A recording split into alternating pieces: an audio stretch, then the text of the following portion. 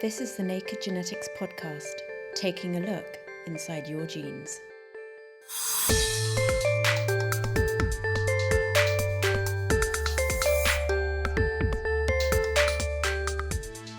You may not realise it, but your health, immune system, and even love life are governed by the particular set of so-called compatibility genes that you inherit.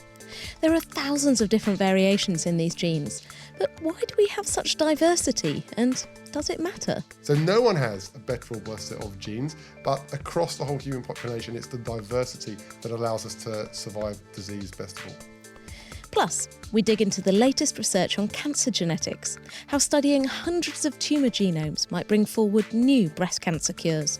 This is the Naked Genetics podcast for May 2016 with me, Dr. Kat Arney, brought to you in association with the Genetics Society, online at genetics.org.uk.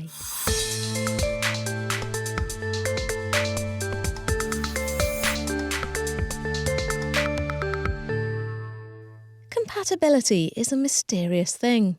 What makes some people get on like a house on fire, while others never seem to click?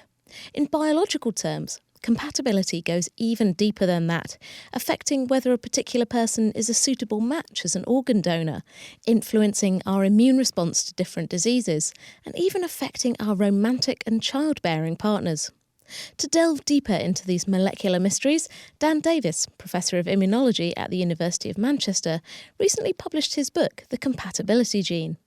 And, as he explained to me, it all started with a curious scientist called Peter Medawar. In the summer of 1940, he was one day sitting in his garden and a plane crashed a few doors down the road from where he was sitting. And at the time, he was an expert in antibiotics, so he was called in to treat the burnt airman. At the time, you knew that you could use antibiotics to prevent the wounds being infected. But when Peter Medawar paced around the War Wounds Hospital in Oxford, he realised that there was some problem, that although you could stop the wounds being infected, you couldn't actually help the wounds really heal. And that was because, for some reason, you couldn't take skin from one person and graft it onto the skin of someone else. So you can't just patch someone up with someone else's skin? Exactly. And that is quite mysterious. If you think about it, surely the molecules and cells that we're made of, that our skin is made of, is pretty much the same. Yeah, so, your hand looks like my hand. What's the difference? Mine's just smaller. Right, so why can't we just take skin from one person and stick it onto someone else? What is it that makes that not work? And actually, at the time that Peter Medawar realised this was a major problem, people generally thought that there was some problem in the way the surgery was done, that we weren't quite able to do the stitching and the sewing and moving skin around. And if the surgeons could perfect the technique, then it would probably work out. But of course, that turned out to be completely wrong. What was the next stage in that discovery? What is it about one person's skin that means you can't just glue it onto someone else's? Right, so what Peter Medawar did was immerse himself in that problem. So actually he moved to Glasgow, and there he worked with a surgeon, Tom Gibson. And Tom Gibson, the surgeon he was working with in Glasgow, happened to mention that he thought that when you transplant skin from one person to another person and then did the same thing again, the skin was rejected much faster the second time round. Now, Peter Medawar seized on that anecdote because he realised that that's the hallmark of an immune reaction. So you know that when you get flu, you'll be able to react with the exact same flu a bit better the second time round, and that's the hallmark of an immune system reaction. So he seized on that anecdote as perhaps there's something about the immune system that causes skin to be rejected when it's moved from one person to the other. So then he moved back to Oxford, and he tested that idea in rabbits. He actually took 25 different rabbits and moved skin from each rabbit to every other rabbit, and then did it again, and then showed that, yes, indeed, the skin was rejected faster a second time round. So 625 operations on rabbits to prove that point. Yeah. So he's going to win a Nobel Prize for that, but at the time, it's just hard work. Yeah, I guess it did pay off in the end. So moving forward from that, we discovered that you can't take skin from one person and put it in someone else. you can't take skin from one rabbit and put it in someone else. Presumably that's the same reason why you can't just take some organs or some blood and just randomly put it in someone else too. Right. So it comes down to the differences in the genes that each person has. So, we all have the same 23,000 or so genes, the human genome, and 99% of our genes are identical, but something like 1% of our genes vary from person to person. So the key issue in understanding this is really what are the differences in genes between people. This kind of makes sense though, because you look at humans and we're all broadly built to the same plan. We've got the head, 2 arms, 2 legs, most of the right organs and all that kind of stuff. But there are unique differences between us. So this kind of shouldn't have been that surprising. Right. It's not that surprising that genes vary to some extent between each individual person. What's really surprising is what those genes are. So, like you just said, we all have the same rough body plan. And if you thought about what genes might be different between me, you, and everybody else, we might think of genes that perhaps dictate our hair colour, eye colour, skin colour. So it turns out, though, that the genes that vary the most between each individual person have absolutely nothing to do with how we physically look. The genes that vary the most they're formally called the major histocompatibility complex genes. And in the book I wrote about this whole topic, I called them the compatibility genes to, just abbreviate that. And the crucial thing is that these genes work in our immune system. And what are they doing in the immune system? So you would expect, as humans, we're exposed to all sorts of threats and dangers and unpleasant things. Why do we have these fundamental differences between our immune systems and the genes that are involved in them? Okay, so to understand why these genes are different between each individual, we've got to backtrack a bit and talk about how the immune system actually works. So as you know, genes encode for proteins, and then the proteins go and do stuff in the body. Now, these genes make a sort of cup-shaped protein. So I'm sort of holding up my hand doing a cup shape to show you. I'm holding a coffee cup, coffee cup-shaped protein. Doesn't work so well in a podcast. But anyway, there'll be 100,000 copies of this particular protein at the surface of nearly all your cells, and it's in a sort of cup shape, and it's holding in the groove in the where, like as you were holding the coffee cup. The coffee cup would be a sample of other proteins that cell is currently making. So what happens is the genes that vary the most between each individual person make this protein molecule that presents up at the surface of the cell samples of all the other proteins that are currently being made inside that cell. Then your immune system has cells that look at those samples of protein, and if they see something that's never been in your body before, then they know there must be something inside that cell that is alien to your body, perhaps stuff being made by a virus or a bacteria or some other kind of germ. And then the immune system will know there's something wrong with that cell, and they'll either kill it or they'll summon other immune cells to deal with it. So it's kind of a bit like a molecular quality control. It's going, okay, does this look normal? Does this look normal? Does this look normal? And if something doesn't look normal, the immune system goes, oh, right, let's sort that out. Yeah, perfect. That's the great explanation. So the key issue then is why are they different? Why do we all have slightly different versions of these genes that make these proteins that are presenting samples of what's inside our cells? So it turns out that if you're infected with one type of virus, say flu virus, say you get flu virus and I get the same flu, and you might recover in 4 days and I might get better in 5 days, one of the reasons for that would be that we have different versions of these genes. So that would mean that for a given type of virus, the version of the gene that you have might be better at presenting a sample of something being made by that virus. And it turns out that although my gene might be a little bit worse at dealing with that particular flu, it might well be better at another type of flu.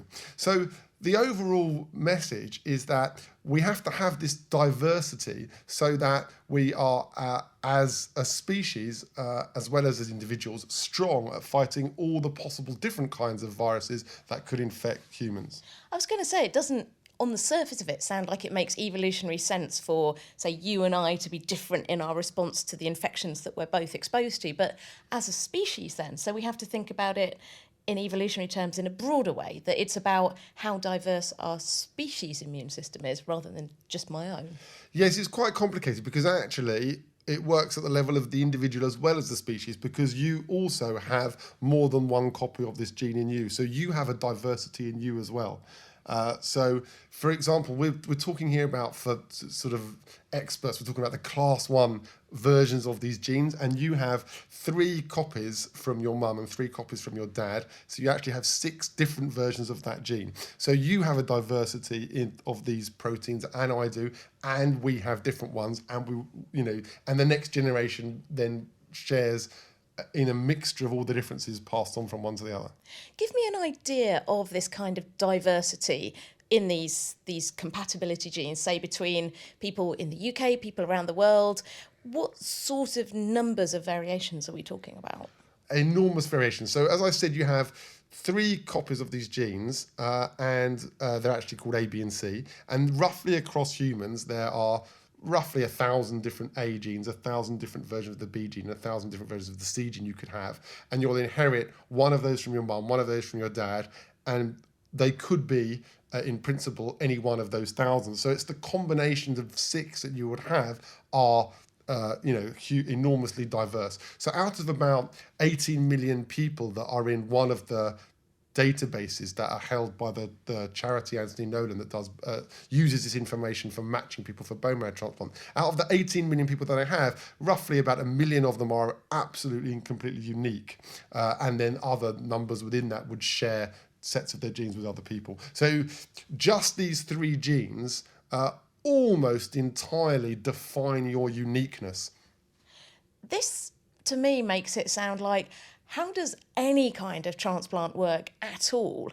So how well do you have to match a transplant for someone based on these genes to make sure that transplants don't get rejected?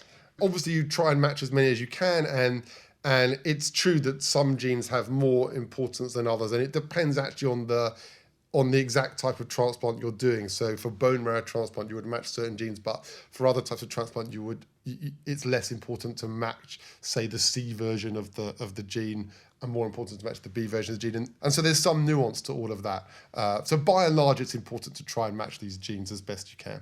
We've talked about the role of these genes in transplantation and compatibility with organs and tissues.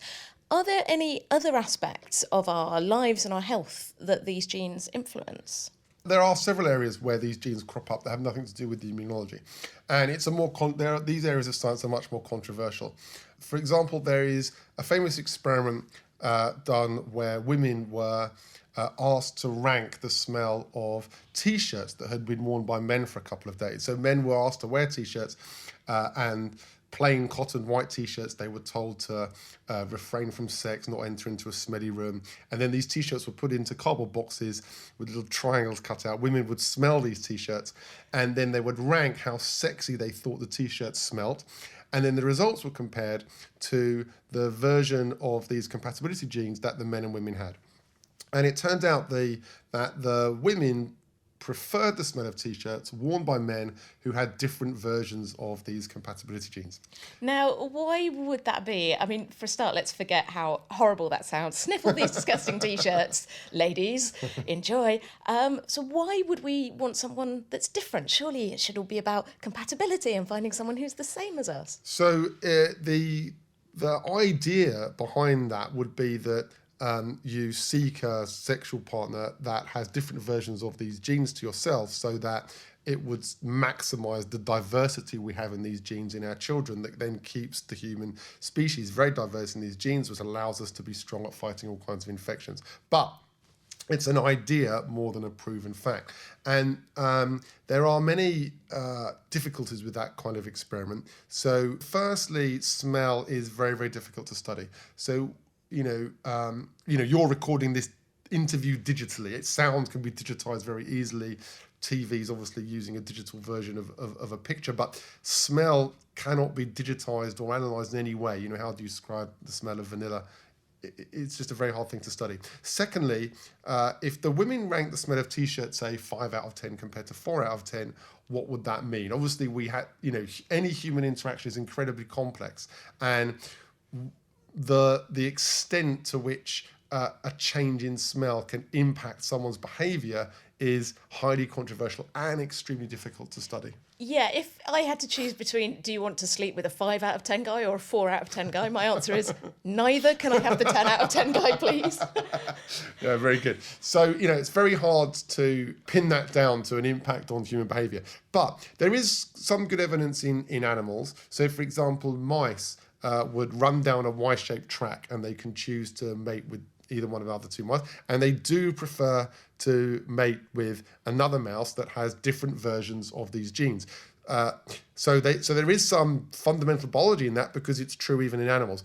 But mice do that by smelling each other urine. So that's probably a skill lost in us. So that's a whole section of Tinder. You don't want to go down there. So it's hard also to build up a picture from experiments done in mice to relate that to anything that we might do. So there's probably some interesting fundamental biology in that story, but it still is quite a controversial subject. So where the evidence is much stronger, on a stronger footing perhaps, is in the likely chance of problems that can happen in pregnancy. And so Ashley Moffat and Francesco Colucci in Cambridge University have done some research, for example, that show that the likelihood that you have problems in pregnancy, such as preeclampsia or fetal growth restriction, does correlate with the mum and the dad having particular versions of combinations of immune system genes. And so although our deep understanding of that is, to be honest, quite fuzzy, it fits with the general theme that these genes can be important not just in the immune system, but also in reproduction, as a way of making sure that these genes stay exceptionally diverse amongst humankind. What do we know about compatibility between different species? For example, could we take the liver of a pig and put it into a human? There's a desperate shortage of transplant organs for humans. Why does or doesn't that work? The difficulty there is that you would have an immune reaction against these molecules that have never been in your body before. But of course, there are ways in which the body becomes tolerant to things that have never been in the body before. In the food that you eat is an obvious example. With the advent of these precision genome editing tools that we now have, these things like CRISPR, does that bring us the capacity to kind of switch up people's compatibility genes and even make animal organs suitable for transplant? Is that the kind of future? What would happen if you just took out someone's MHC completely? If you say, made an organ a blank, so it had no compatibility genes to cause a reaction, on the face of it, then the immune system wouldn't have anything to look at. It wouldn't have this protein reporting samples of what's being made inside cells. And actually, some viruses do that. Actually, one of the things I discovered, or helped discover early on in my career, was that HIV removes the compatibility gene protein from the surface of cells. But actually, you have another arm of your immune system, and you have white blood cells called natural killer cells that actually check that process of immune surveillance is working properly. And if they notice cells that lack those compatibility gene proteins, then they also know something is wrong about that cell, and then they proceed to kill the cell or deal with it in some way. So you have another arm of your immune system that is looking for a loss of these proteins. It's a concept called missing self that came from Klaus Charé. He first thought of the idea when he was a PhD student in the mid-1980s in Stockholm. And it's a wonderful idea, and it turns out to be entirely true that you have this other arm of the immune system looking for a loss of healthy proteins as a sign of disease, just like you have a large part of the immune system looking for things that are alien to the body as a sign of disease. What do you see coming in the next 5 to 10 years of the future, if that's not too hard to look that far ahead? So I think that in terms of specifically around these genes, I think there are already emerging correlations between the versions of these genes that you have and the types of drugs that are going to work best in you. And I think there is some potential for that to become more of a mainstream endeavor. Now, my own research is actually in using what are called super resolution microscopes, which are microscopes that won the Nobel Prize last year. And we visualize exactly where all these proteins go to make an immune reaction happen. So the frontier, in a way, or at least this frontier that I'm involved with, is that although we understand that these genes make a protein and that they signal to the immune system whether or not there's a problem, we don't understand very easily how all the different proteins interact together for this complex decision to be made. So another way of thinking about that is, okay, we understand that this protein might signal to an immune cell that there's a problem. But when the immune cell touches another cell, it actually takes about 2 to 5 minutes to make the decision as to whether that other cell is healthy or diseased. And why is that? Right. So what is it doing when it's having that think? And so the way that we tackle that is by really imaging how all the different proteins move around and interact with each other, and then the cell makes a final decision about whether the other cell is diseased or healthy and it should be killed or spared. It sounds like there's lots of exciting research to come out of that in the future. But what generally would be the take-home message you want people to understand about these compatibility genes? These are important stories for the medical outcome, the number of lives saved through transplantation. But actually, the reason why I wanted to write this story and wrote a book about it is not solely about the medical output. It's also about the fact that this story is the ultimate celebration of human diversity. So, the greatest tragedies throughout history, from the Holocaust to the slave trade, have all been about misunderstanding the differences between people. And it turns out that the greatest genetic difference between people have nothing to do with how we look like, but they're to do with how our immune system works. And it turns out that those differences between people that determine how our immune system works are essential for how we survive disease. And here's the most important take-home message of this story, that there's no hierarchy in this system. So it's not that any one person has better or worse genes. It's the diversity in our genes that are essential for how we survive disease. And there are very clear, explicit examples of that. So, for example, for HIV, which gives people AIDS, obviously the best way to avoid AIDS is not catch HIV. But if you did catch HIV, then a certain version of these genes would make it a longer period of time on average before you were likely to develop full-blown AIDS. So that version of the genes would be somewhat beneficial, or could be beneficial if you were infected with HIV. But that very same version of this gene that helps you with HIV is also a risk factor for giving you certain kinds of autoimmune disease. So no one has a better or worse set of genes, but across the whole human population, it's the diversity that allows us to survive disease best of all. Everyone's a little bit mutant. Everyone is a little bit mutant. Dan Davis from the University of Manchester, and his book, The Compatibility Gene, is out now. What's more, he and I will be talking about my new genetics book, Herding Hemingway's Cats, at an event on the 30th of May at 1 p.m. on the Good Energy stage at the Hay Literary Festival. I've got loads of speaking events coming up around the UK talking about the book, so if you want to keep up to date, just find me on Facebook. That's facebook.com/CatArnieWrites, or follow me on Twitter. I'm @HarpistCat.